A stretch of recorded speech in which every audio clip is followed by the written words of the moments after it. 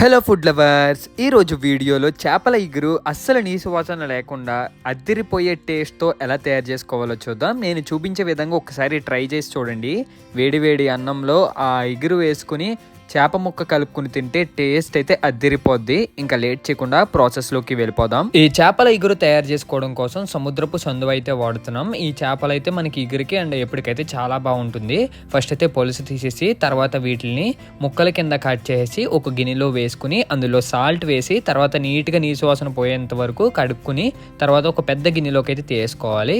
ఇప్పుడు ఇందులోకి ఒక టేబుల్ స్పూన్ పసుపు, అలాగే ఒక టేబుల్ స్పూన్ సాల్ట్, ఇంకా 2 టేబుల్ స్పూన్ల కారం అయితే వేసుకోవాలి. చేపల కూర కాబట్టి కారం అయితే కొద్దిగా ఎక్కువ వేసుకుంటున్నాము.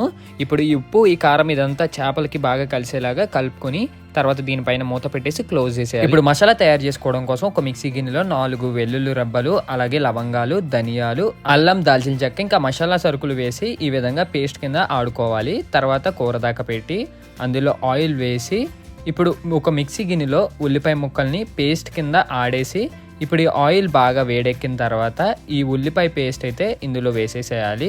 ఈ ఉల్లిపాయ పేస్ట్ ఇప్పుడు లో టు మీడియం ఫ్లేమ్లో పచ్చివాసన పోయేంత వరకు కాసేపు అయితే వేయించుకోవాలి.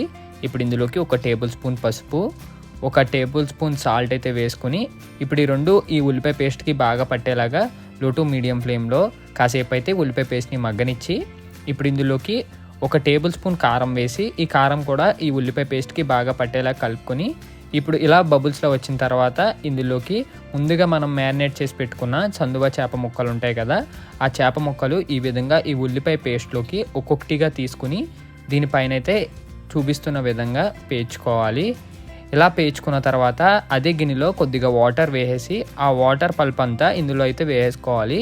ఇందులో వేసుకున్న తర్వాత ఇప్పుడు ఒక క్లాత్ తీసుకుని ఈ వాటర్ని ఈ విధంగా అయితే మనం కూర దాకాని కలుపుకుంటూ ఉండాలి.